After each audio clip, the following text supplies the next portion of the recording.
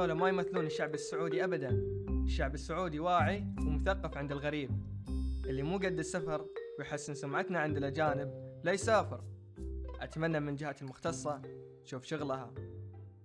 هاشتاج يا غريب كن أديب. خير، فيك معصب؟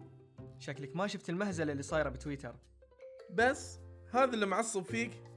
شكلك لا الحين ما شفت اللي فحطوا واللي لابسين سروال وفانيلة بعد. ليش تضحك؟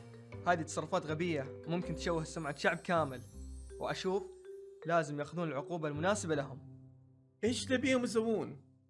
ايش رايك يمرون باختبار في المطار عن كيف تصبح سعوديا جيدا في اوروبا؟ تصدق جبتها.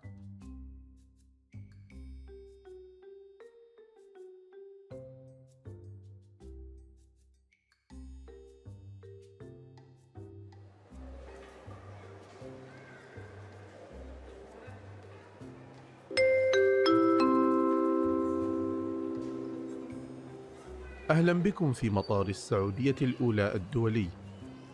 لقد تم تصحيح وفرز اختبار الوعي بالسفر، وستعلن النتائج من خلال رسالة نصية تصلكم إلى رقم الهاتف المسجل في أجهزة المطار. رحلة سعيدة لمن اجتاز، ومن لم يجتز يمكنه إعادة الاختبار بعد 6 أشهر من زمن الاختبار الأول.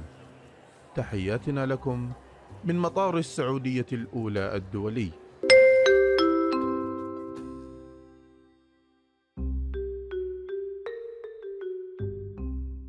شفت هذولا كلهم رسبوا بالاختبار ورجعوا.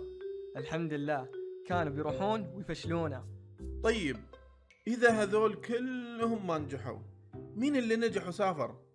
هل معقول إن الكل محروم من السفر لمدة 6 أشهر؟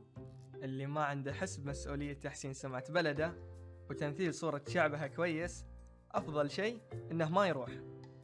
طيب كيف راح ينجحون ويتعلمون دامنا ما في شيء يعلمهم؟ تصدق خطرت ببالي فكرة رهيبة.